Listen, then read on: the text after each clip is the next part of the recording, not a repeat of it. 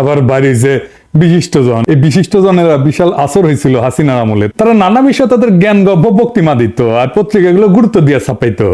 তাদের জ্ঞান প্রচুর, তাও আক্কেল কম, তাই তারা বুঝতে পারতো না যে পাবলিকে তাদের চুদে না, পাবলিকে যাদের চুদে না কিন্তু মনে করে মুই কি হনুরে, এরাই হইতেছে বিশিষ্টজন, বুঝাও।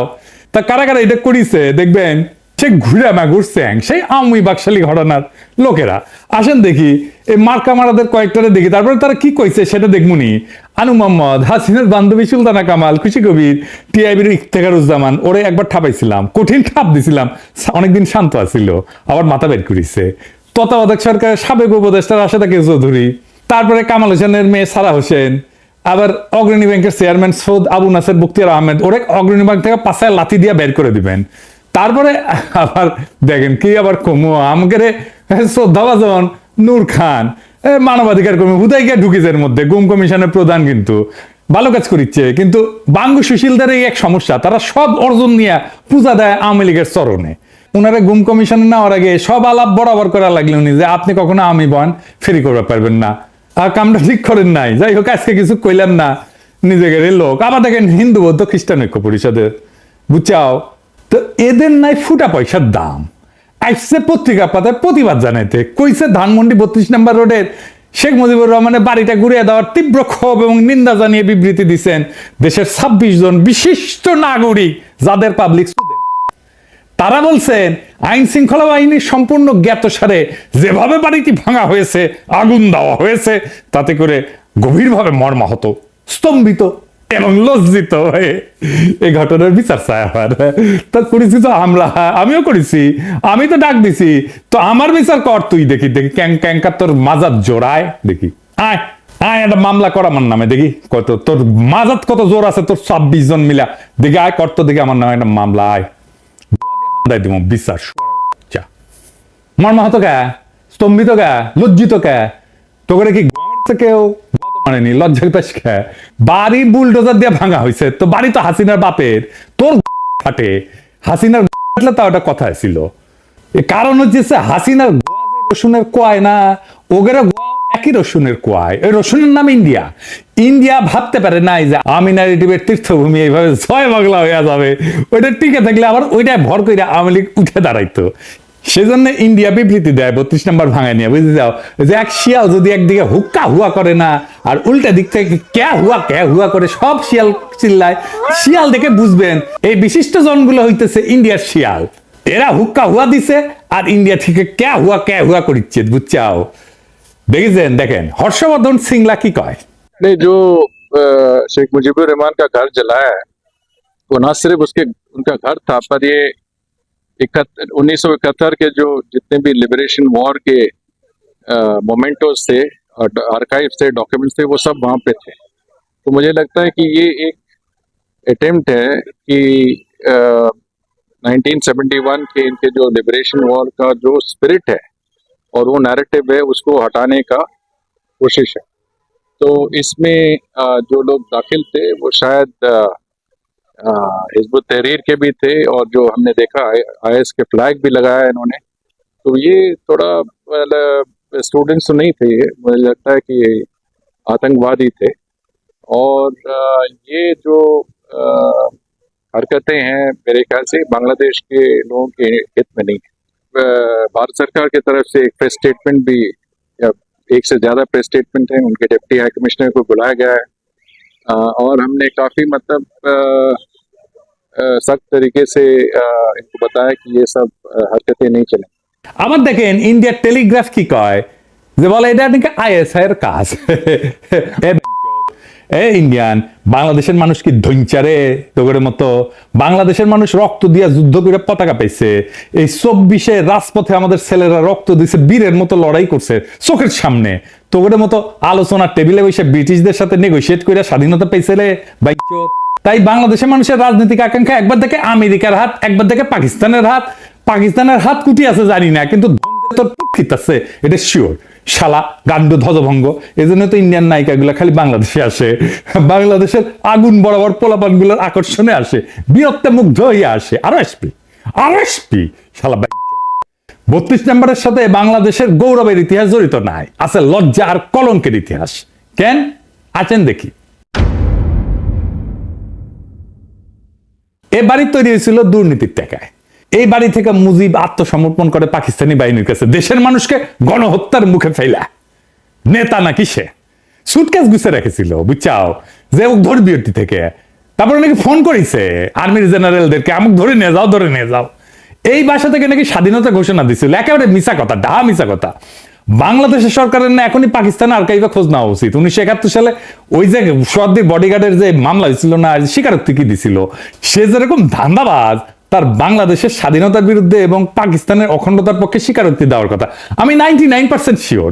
বাকি 1%-এর জন্য আপনারা পাকিস্তানে একটা স্পেশাল মিশন পাঠাতে পারেন, মিলা যাবে। আমি কইলাম এটা আরো আগে করা উচিত ছিল। ইনফ্যাক্ট সেই মামলার পুরা নথির নকল বাংলাদেশের সরকারের নিয়ে এসে উন্মুক্ত করে দেওয়া উচিত। মুজিবের যে দুর্নীতি মামলা যেটা দেখালাম, যেটা 2 বছর জেল খেটেছে না ওই সোয়াদ্দির বডিগার্ড, সেই মামলার নথি উন্মুক্ত করে দেওয়া উচিত। আওয়ামী লীগকে মরালি দুর্মুষ পেটায় না করলে ওরা থাকবে না। হিউম্যান রাইটস ওয়াচ আবার বিবৃতি দিয়ে কইছে, ক্ষমতাচ্যুত আওয়ামী লীগ সরকারের বিরুদ্ধে ক্ষোভ ন্যায্য হইলেও আইনের লঙ্ঘন ন্যায্য নয়। মানে হইল ক্ষমতাচ্যুত আওয়ামী লীগ সরকারের বিরুদ্ধে দাঁড়ায় কোনো আইন লঙ্ঘন করা যাবে না। তাইলে আইন লঙ্ঘন মানে কি আসেন এটা বুঝে দেখি।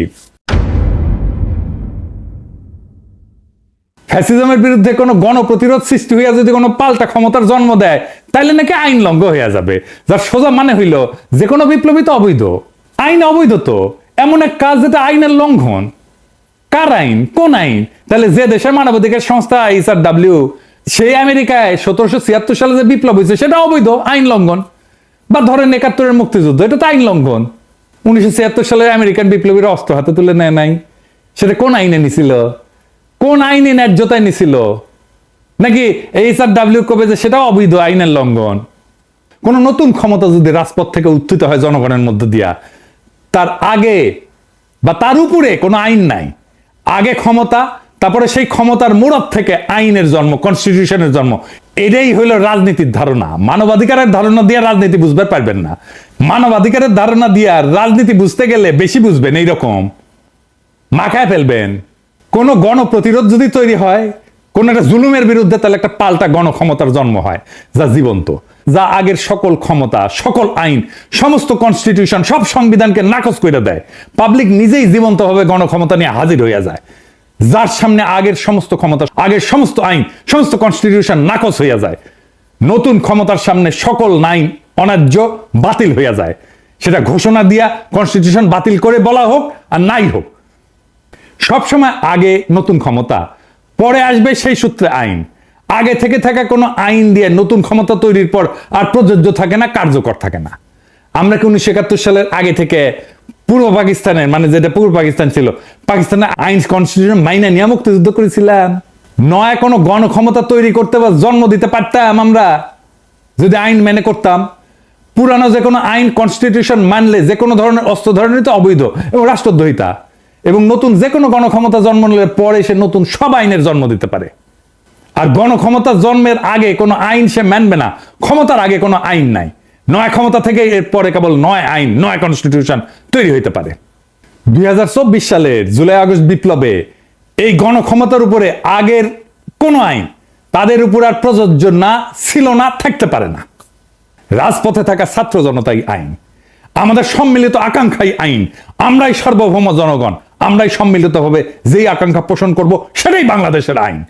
এর বাইরে কোনো আইন নাই। এবং এই জন্যেই এই বিপ্লবী জনতাকে মব আখ্যা দেওয়া হচ্ছে। কাদের তরফ থেকে? কেন বিপ্লবী জনতাকে মব বলা হচ্ছে? কারণ এরা জনগণের গণক্ষমতায় ভয় পায়। আসেন এটা একটু বুঝে দেখি। এই যে দেশের বিচার বিভাগ, বাস্তবে তো হাসিনার আদালত হিসেবে কাজ করলেও সাংবিধানিক নথিতে এটাই কিন্তু দেশের সবচেয়ে ক্ষমতাধর প্রতিষ্ঠান। এতটাই ক্ষমতাধর যেটা সংসদ বা জনগণের ক্ষমতার চাইতেও শক্তিশালী। এমনকি সংবিধানের ঊর্ধ্বে, সংবিধানের ব্যাখ্যা তারা দেয়। এমনকি যদি রাষ্ট্রই বিলুপ্ত হয়ে যায় তাও বিচার বিভাগ বহাল থাকবে। এই বিচার বিভাগকে তাই সরকার কিছু করতে পারে না, করতে পারেও নি। হাসিনার তৈরি করা এই এস্টাবলিশমেন্টই এখনো বহাল আছে। আজ যারা এই যে মবের সমালোচনা করতেছে তাদের অনেকেই কিন্তু কিছুদিন আগে যে বিচারিক অভ্যুত্থান জুডিশিয়াল কু করতে গেছিল না, সেটা ছাত্র জনতা প্রতিরোধ করায় স্বস্তির নিঃশ্বাস ফেলছিল।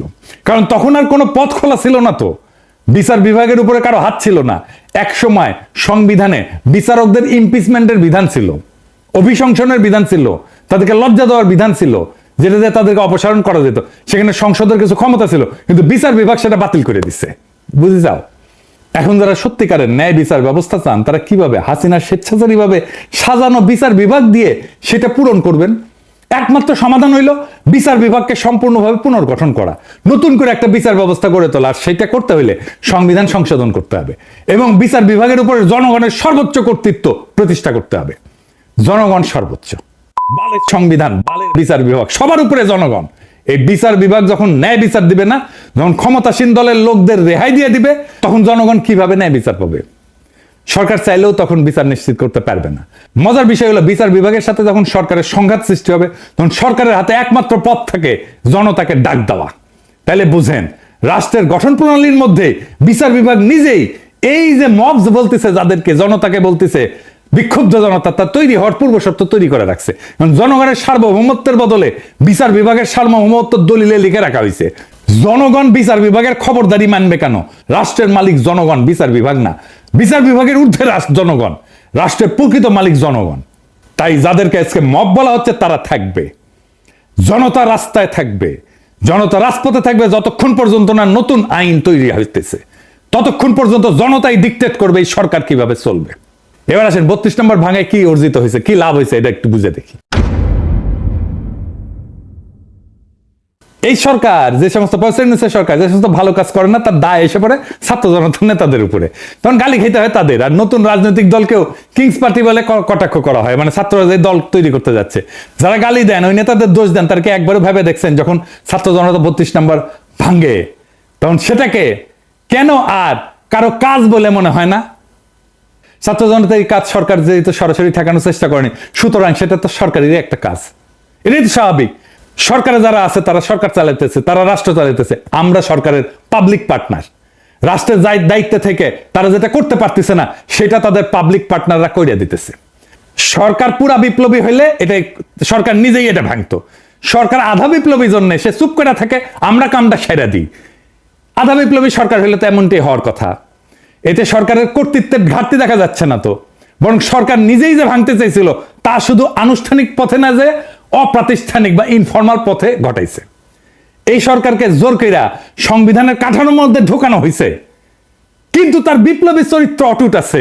এইটাই গুরুত্বপূর্ণ বিষয়, সেটাই বারবার প্রকাশ পেয়ে যাচ্ছে। সরকারের যেটা বিপ্লবী আকাঙ্ক্ষা, সেইটা তার পাবলিক পার্টনারের মধ্যে দিয়ে প্রকাশিত হইতেছে। সরকার আমাদের বাধা দিতেছে না। এইখানেই মজা, এইখানেই পাবলিক প্রাইভেট পার্টনারশিপ, বুঝছাও, নতুন ধরনের। আমি নিজে কতবার কইছি, এটা বিপ্লবী সরকার না, এটা বিপ্লবী সরকার না। আমরা চেষ্টা চরিত্র কইরা সরকারকে আধা বিপ্লবী সরকার বানাইতে পারছি, এরপরে আমরা পুরা বিপ্লবী সরকার বেনে দেব এই সরকারকে। এটাই আমাদের অর্জন। যখনই মনে হবে এই সরকার তার বিপ্লবী শপথ ভুলে যেতেছে, তখনই তার বেসরকারি পার্টনাররা আমরা মাঠে নেমে চাপ সৃষ্টি করে সেই শপথ মনে করায় দিতেছি। বিপ্লবের পর হাসিনার স্ট্যাবলিশমেন্টের যারা শরিক ছিল, তারা ভাবছিল সব গুছাই আনছি, এখন আমরা অ্যাডভাইজারও নিয়োগ বানাইতে পারি। ডেইলি স্টারের সাংবাদিক কইছিল না, অ্যাডভাইজার আমরা বানাই। বেশ স্বস্তিতেই ছিল, কিন্তু ছাত্র জনতার এই শক্তিশালী শোডাউন দেখা তারা আবার আতঙ্কিত হয়ে পড়ছে। হওয়াটাই স্বাভাবিক, তাদের ক্ষমতায় ফেরার স্বপ্ন আরো এক ধাক্কা খেয়েছে। বিপ্লবের জন্য এটা সবচেয়ে বড় অর্জন। আজ যারা আকার ইঙ্গিতে নিন্দা করতেছে না, তারা মূলত শেখ মুজিবকে ফ্যাসিস্ট বলে মনে করে না। তাদের কাছে বাকশালও একটা ভালো ঘটনা, সুন্দর কত্তার পাদ, তো শেখ মুজিবের পাদ, ওটার গন্ধ না, বুঝছাও। তাই সরাসরি বলতে পারতেছে না, সেই জন্যই এই মব টপ বইলা এই সমস্ত ধোঁয়াশা তৈরি করতেছে। তবে আমার মৃত্যু পরোয়ানা ঘোষিত হয়েছে, আগে শুনেন কেমনে। পিনাকি ভট্টাচার্য ফ্রান্সের একটা লয়ের কথা বলি, if you kill someone you don't need to death penalty, maybe life in the prison 10 years 12 years। ফ্রান্সে কি বাংলাদেশের মানুষ নাই? পিনাকির মতন একটা কুকুর এই ধরনের কাজ করে যাবে, আর বাংলাদেশের মানুষ এখানে বসে আছে? অ্যাসাইলাম মারা একটা কুকুর এখানে বসে আছে। এই কুকুরটা গলা কাইটা যদি এখানে কোনো মানুষের ডেথ প্ল্যান্টে হবে না, life in the prison. I am challenging. Hey, guys. I'm sorry. I'm sorry. সে বলতেছে ফ্রান্সে তো খুনের শাস্তি 10 বছর জেল, ফাঁসি তো দিবে না, তো পিনাকে খুন করে না কেউ কেন ফ্রান্সে? হাসিনা এক বক্তৃতায় গেল ক্ষমতা, আর এক বক্তৃতায় গেল 32 নম্বর। আলহামদুলিল্লাহ, আমার শহীদের মৃত্যু হইলে না বাংলাদেশে আমার ক্ষুদ্র ভ্রাতার ভগিনেরা ছোট বড় মাঝারি কোমল কঠোর বাকশালীদের আস্ত রাখবে না, ছানা বানা করে ফেলবে। আমার মৃত্যুতে বাংলাদেশ পুত পবিত্র হবে। আমার সত্যি যদি মাইরা ফেলায় বাংলাদেশে যেন কোনো বাকশালী রক্ষা না পায়। আমার মৃত্যুর খবর বাংলাদেশে পৌঁছানোর 24 ঘন্টার মধ্যে কাম ফিনিশ করে দিবে। এইখানেই শেষ না, আমি ওদের জন্য নরকের দরজায় হাজির থাকবো, ওদের জান ওইখানে আমি কালা কালা করে দেবো। সরকার গত 6 মাসে যা যা ভুল করেছিল, যে জায়গায় সেইটার কাফারা দিতে হয়েছে আমাদের 5ই ফেব্রুয়ারিতে। আবার আর একটা জনফস্ফোরণ হয়েছে। এই জন্যই প্রেসিডেন্ট সরকার আরো সংহত হয়েছে, ভালো হয়েছে আমাদের জন্য। অপারেশন ডেভিল হান্ট শুরু করতে পারছে, একটা সুশীল হান্টও চালু করা দরকার। কারা কারা এই যে সব 26 জনের সুশীলেরও হান্ট করা লাগবে, ওটা জনতাই করবে। যাই হোক, আবারও কিন্তু আমাদের অর্জন ধুলায় মিশে যেতে পারে যদি আবার আগের আলস্য কাটায় উঠতে না পারে। আগের আলস্য আর সিদ্ধান্তহীনতা, অবিবেচনা প্রসূত নিয়োগ চলতেই থাকে। আমি 7ই আগস্ট কি লিখেছিলাম দেখেন, লিখেছিলাম এমন হয়েছে বাংলাদেশের ক্ষমতা এখন হাসিনার বদলে সুপ্পু। তাহলে এত রক্তপাত, এত প্রাণদানে লাভ হইল কি? বিপ্লব মানে গণক্ষমতা, সেই বিপ্লব তো সুপ্পুর অনুমোদন নিয়ে কাজ করবে না। সুপ্পু কেন আবদার করে? একে আজাদ কেন এর মধ্যে ঢুকে? ছাত্রদের মতামতে সর্বোচ্চ গুরুত্ব দিতে বলছি। সেখানে তো এটাই বলি নাই যে একে আজাদের পরামর্শ নিয়ে কাজ করতে হবে। এটা তো বলি নাই যে ডিজিএফআই চিফের সাথে আলাপ করতে হবে। এই তত্ত্বাবধায়ক সরকার যদি ইন্ডিয়ান লাইসেন্সার দিয়ে ভর্তি হয়, তাহলে কলে জান কালা কালা করে দেবো, করে দিছিলাম কলে, বুঝাও। আর এই প্রক্রিয়া বুঝে হোক না বুঝে হোক, যারা বিপ্লব বেহাত করে দিচ্ছে তাদের আমরা ক্ষমা করব না। দেখেছিলেন, আমি ঠিক সময় মতো ঠিক কথা কইছিলাম, যা আমি আগে কইছি সেটা পরে ঠিক হয়েছে, পরে আবার আমাদেরকে এসে আবার এটা ঠিক করে নিতে হয়েছে। এই যে দেখেন, মনির হায়দারকে বিশেষ সহকারী হিসেবে নিয়োগ দেওয়া হয়েছে। আমি চিনি তারে, আমি অপছন্দ করি না, পছন্দই করি, কিন্তু মনির হায়দারকে আপনারা চিনেন না, তাই না? আমেরিকা প্রবাসী এক সাংবাদিক। আচ্ছা বলেন তো, প্রফেসর ইউনূসের একজন আমেরিকা প্রবাসী সাংবাদিক দরকার, আপনার কার নাম মনে ভাইসা আসে? মনে মনে বলে, চিন্তা করেন যোগ্য ক্যান্ডিডেট হিসাবে। কনক সারোয়ার ইলিয়াস, তাই না? কনক সারোয়ার তো পিএইচডিও করেছে। তার অ্যাক্টিভিজম এমনই হাসিনারে প্যারা দিছে যে তার বোনকে জেলে নিছে তারে না পাইয়া। কনক দারুণ জনপ্রিয় তো। আমার ইলিয়াসের নানা সমালোচনা আছে, কিন্তু কনকের নামে আছে কোনো সমালোচনা নাই তো। কনক তো সবচাইতে যোগ্য এই পজিশনের জন্য, ইলিয়াসও যোগ্য। কনক বা ইলিয়াস যদি বিশেষ সহকারী হতো, তাহলে সারা দেশে আনন্দের বন্যা বয়ে যেত। এই সরকার রাজনৈতিক সরকার না, তার তো সলিড অ্যান্টিফেসিস দক্ষ জনপ্রিয় লোক দরকার এইসব পজিশনে। কনক কি পরিমাণে দাবরানির উপরে রাখতো আওয়ামী লীগকে, চিন্তা করেন। কিন্তু সেটা করবে না। শুনলাম আলী রিয়াজ আর বদিউল আলম মজুমদার রিকমেন্ডেশন না হয়েছে। তো আপনি যে আয়নাঘর দেখতে যেতে পারেন না, এখনো পারতেছেন। এই ছাত্র জনতা তার শক্তি যে দেখাইছে ধানমন্ডি 32 নম্বর, সেইটাতে আলী রিয়াজ করে দিচ্ছে, এটা দেয় নাই। এটা তো করে দেওয়ার শক্তিও নাই, সামর্থ্যও নাই। ওই ধানমন্ডি 32 নম্বরের সামনে কনক গিয়া দাঁড়াইলে, ইলিয়াস গিয়া দাঁড়াইলে লক্ষ লক্ষ পাবলিক যে আনন্দে চিক্কুর মারবে, ওই চিক্কুরের প্রতিধ্বনিতে 32 নম্বর ভাইঙ্গা খান খান হয়ে যেত, বুলডোজার লাগতো না। কিন্তু না, আপনার আলী রিয়াজকে খুশি করা লাগবে, আপনার কাজে কে লাগবে এটা ভাববেন না, আপনার কাজ খুশি করা লাগবে সেটা ভাববেন।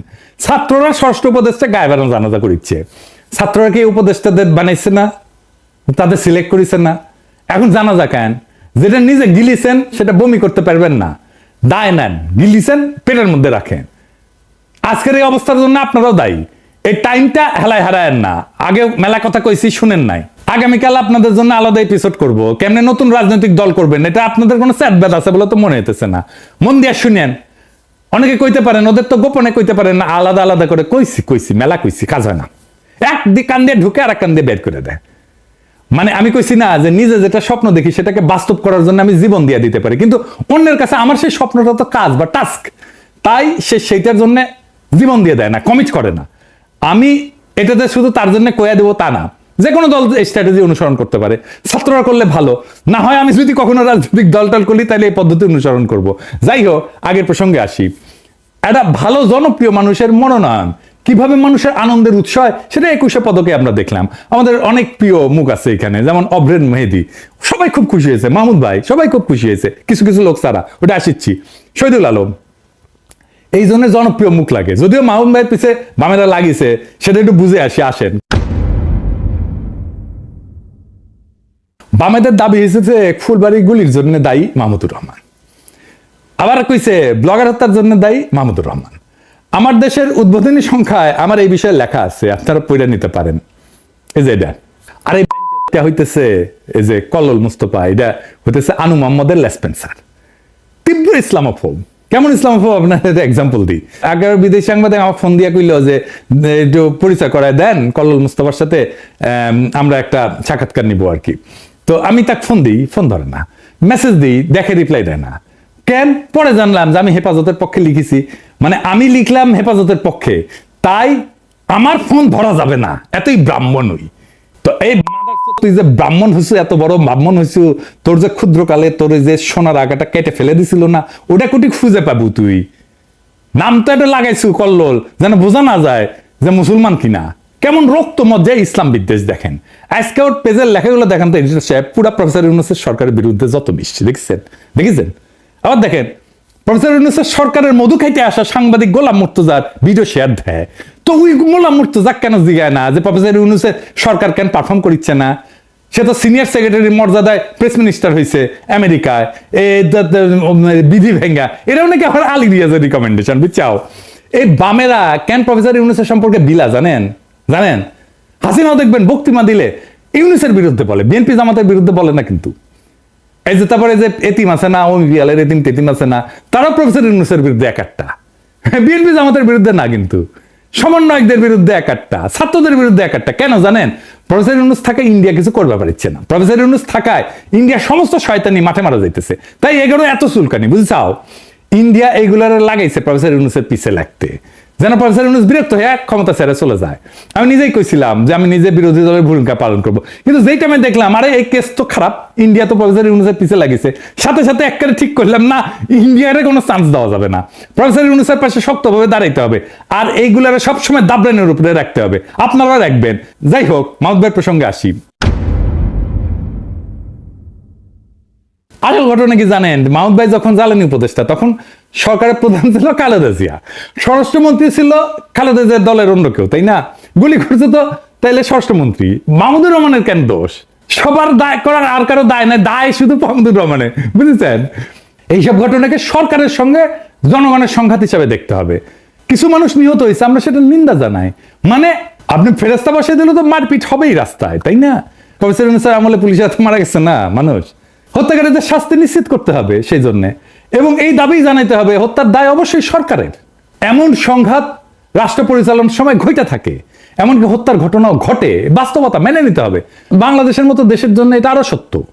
ফরমাল আদালতের বিচার হওয়ার পাশাপাশি জনগণের আদালতেও রাজনৈতিক শাস্তি নির্ধারিত হবে, হইতেই হবে।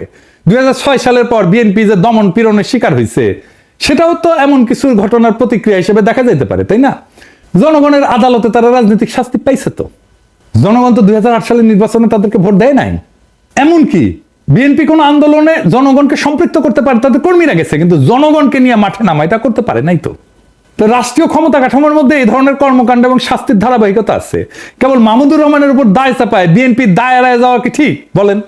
তবে মাহমুদুর রহমানের উপর তাদের ক্ষোভ কেন? কারণটা হচ্ছে তার সাংবাদিকতা। তো এটা সরাসরি কইলেই হয়। উনি স্কাইপের ঘটনা খবর প্রকাশ করছিলেন কেন? কেন থাবা বাবার ব্যক্তিগত ব্লগ, নবী রাসূলদের নিয়ে অশ্লীল ব্লগের লেখা এটা প্রকাশ করছিলেন? তো এটার তো জবাব আছে। সাংবাদিকতার কাজই তো গোপন তথ্যকে প্রকাশ্যে আনা, ব্যক্তিগত গোপনীয়তা ব্যতীত। তো তিনি সত্য চাপা দেননি, সেই জন্যই তিনি আরো যোগ্য সাংবাদিক হিসেবে বিবেচিত হবেন।